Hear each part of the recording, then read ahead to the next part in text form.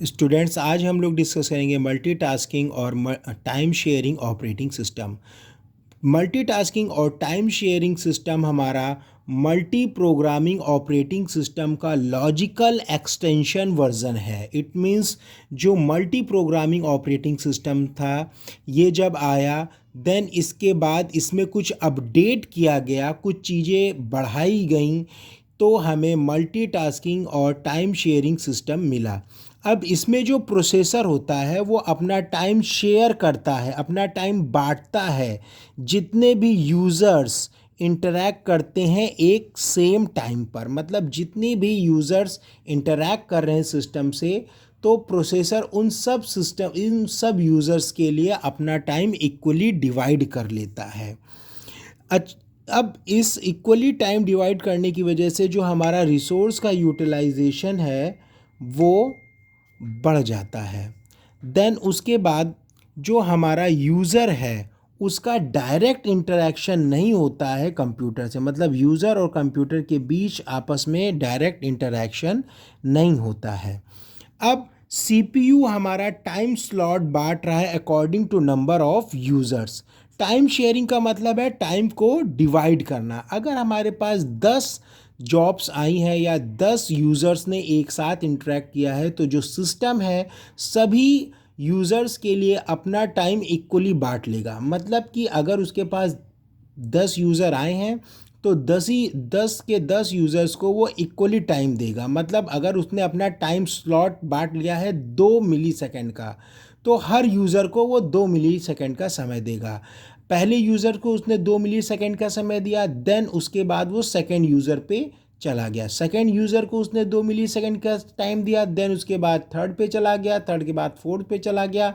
सभी को उसने 2 मिली सेकेंड का टाइम दिया। जैसा कि हमने राउंड रॉबिन एल्गोरिथम में पढ़ा था कि सभी के लिए जो क्वांटम टाइम है वो फिक्स है।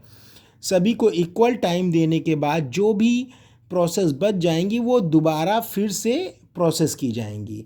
तो यहाँ पे क्वांटम टाइम का यूज़ होता है, जैसा कि राउंड रॉबिन एल्गोरिथम में डिस्कस हुआ था।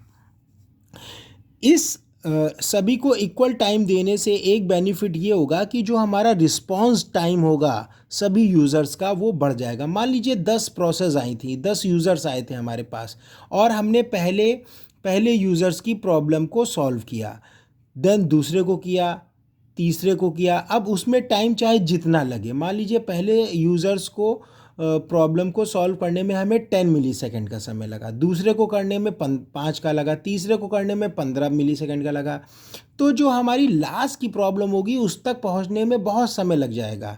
इसलिए टाइम शेयरिंग सिस्टम में अगर हमने 2 मिली सेकेंड का टाइम का स्लॉट फिक्स कर दिया है, मतलब कितनी भी बड़ी प्रॉब्लम हो हम पहले उसको केवल 2 मिली सेकेंड ही प्रोसीड करेंगे।